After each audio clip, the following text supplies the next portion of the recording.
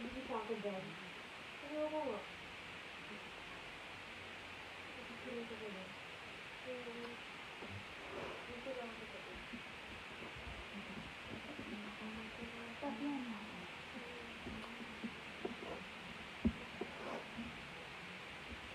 Ayan.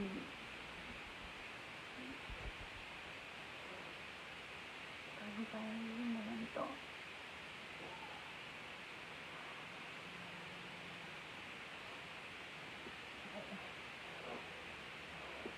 Para sa mga slap arms na nagmamahal sa niya.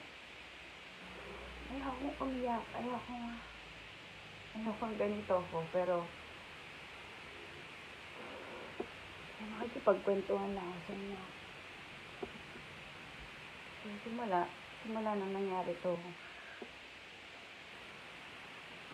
hindi ko pa nalabas lahat ng sakit sa dip na dinadal ako.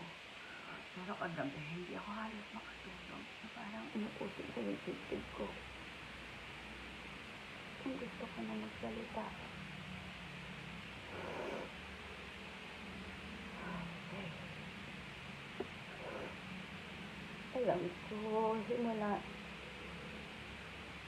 Alam ko hindi gusto ni Jamil itong ginagawa ko sa ngayon. Pero wala na siya.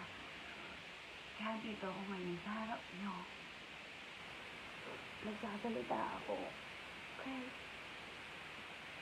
Dati patawarin ako. Si Jamil yung tipo na kahit na tinudurog ka rin ng tao, ayaw na magsalita. Ayaw niyang pagtanggol namin siya. Ayaw niya na madamay kami. Sa lahat ng problema niya, kilimkim niya lang.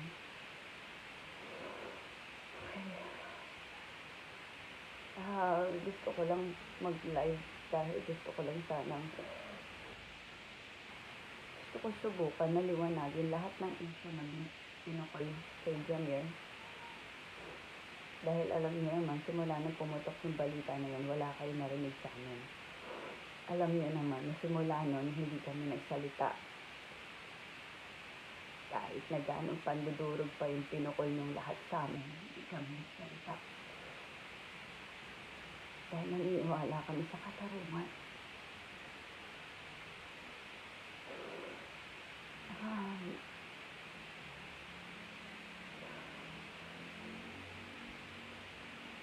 Hindi ko alam kung paano sisimulan to. Kaya gusto ko lang malaman ng lahat. Simula sa pool. Alam na kung gaano kabait si Jamil. Alam na kung paano siya naging mapagmahal sa inyong lahat.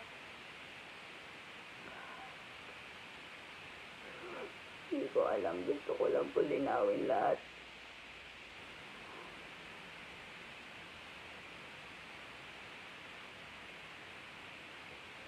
Para sa mga slap armies na naniniwala kay Jamil, maraming salamat po sa inyo. Alam ko, lahat kayo kilala niyo kung ano yung totoo. Alam ko kilala niyo kung ano yung totoong Jamil. Sa totoo lang nung lumabas yung balita, lahat kami nasaktan, lahat kami nahirapan, lahat kami umiyak. Pero gusto ko lang malaman niyo, simula nang lumabas yung balita na yun, ng unang araw pa lang, hindi na nagtalo sa kanya. Dinibdib niya lahat ng sakit sa pinukol niya sa kanya.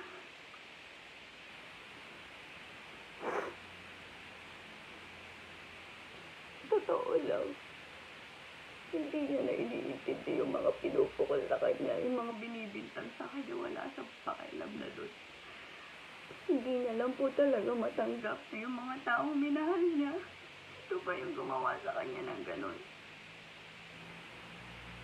Alam niyo kung sino kayo. Mahal na mahal kayo ni Jamil. Pero ginawa niyo to sa kanya. Nanahimik kami. Dahil ayaw namin yung ginagawa niyo. Dahil ayaw namin yung gusto niyo na pagpiestahan at gawing sirkus ang buhay namin. Pero ano ginawa niyo?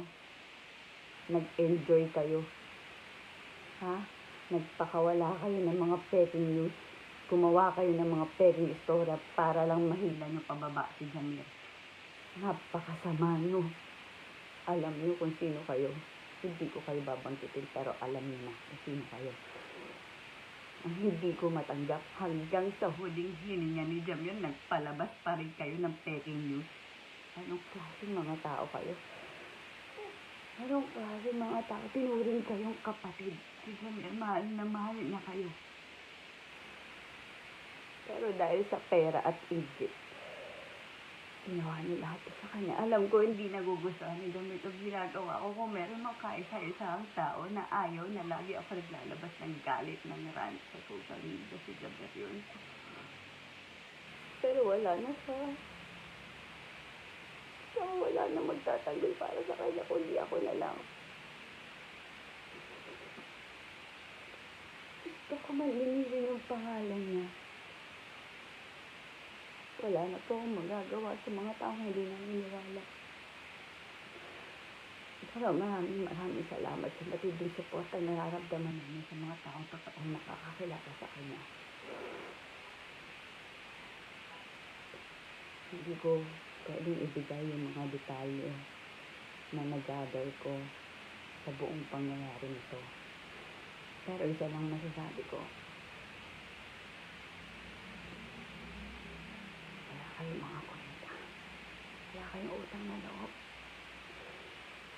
Namay kayo ni Jamir. Kita sa kapatid. Wala kayong konsensya. Pinadeserve ang ginawa niya sa kanya.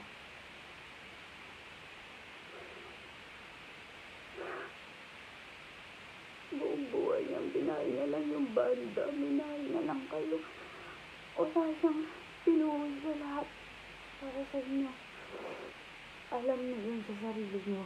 Alam niyo yun, hindi sa pera-pera. Hindi siya mukhang pera. Pera na binibigay niya na nga sa inyo. Naging gahaman lang kayo, kaya kayo nagkaganyan. Sa lahat ng tao, humusga kay Jamir. Sa lahat ng taong naniwala sa sirkos na pinakawala nila. Salamat po. Maraming salamat sa inyo.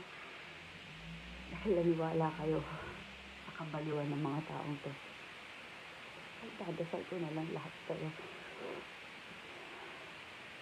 Hinihingi ko lang yung mga bigyan naman po ng kahit katiting lang na respeto. Hindi naman po biro yung ginawa ni Jamir. Para sa inyo, sana lang, hanggang sa huling ano na lang, patahimikin naman ang yung kaluluwa na mahanggang sa na lang kayo. Huwag niyo po ako intindihin, kaya ko to. Nagsalita lang ako dahil ito yung matagal ko nang gustong gawin at ayaw ni Jamir dahil iniintindi niya pa rin kayo. Iniintindi niya pa rin kayo kahit na napakaraming kadaguang pinagagawa niya sa kanya. Gusto niya pa rin kayong protektahan. Kaya sinalo niya na lang ng sinalo lahat ng pinagbababati niya sa kanya. Durog na yung tao. Okay? Masaya na po ba kayo? Ha? Ito yung gusto niya, sumulat sa pool. Kaya niya ginawa yun, kaya kayo nagpalabas ng kung ano-ano. Iyon yung gusto niyo, diba? Gusto niyo mawala si Jamir, diba? O ngayon, nakuha niyo na yung gusto niyo. Sana masaya na kayo, ha? Ito po ako kung medyo nagiging emotional ako. Alam ko, hindi gusto ni Jamir to. O talagang lumaban para sa kanya.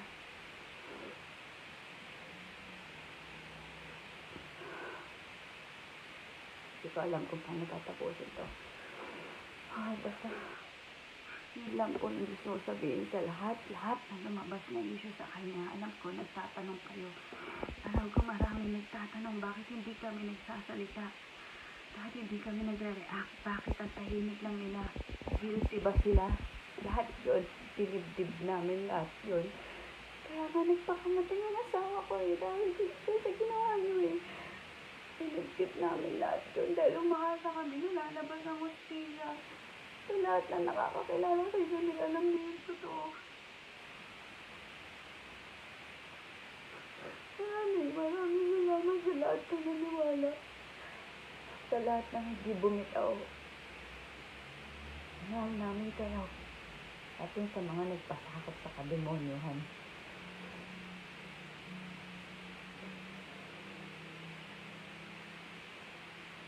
Ang banggit yung pangalan niyo, pero alam na ng mga tao kung sino kayo.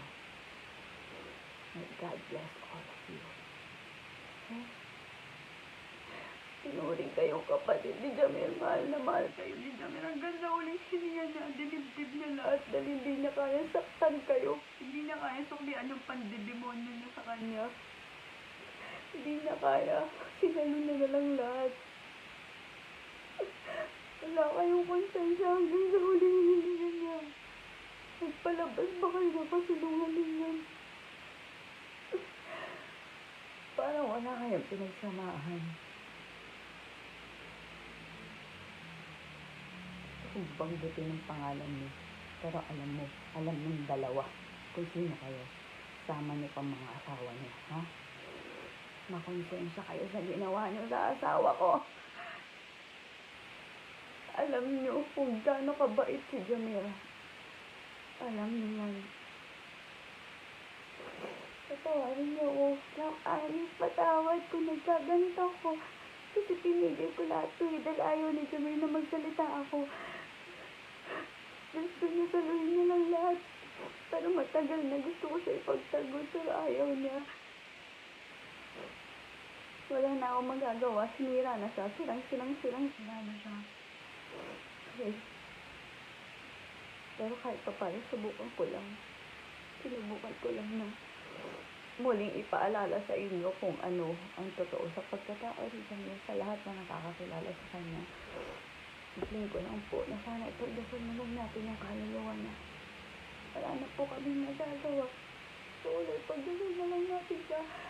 Tapos alalahanin na lang natin lahat ng kabuti ang ginawa niya. Lahat ng paninira na ginawa niyo, dalhin na lang yun. Konsensya niyo. Patawad, Daddy. Hindi na gusto ito ginawa ko, pero gusto ko lang makausap kayo. Lahat armies, lahat ng mga kaibigan niya, mga relatives niya, lahat kayo. Maraming salamat. Salamat po. Hindi ko na alam kung ano nasabihin ko. Ano? Salamat na lang po.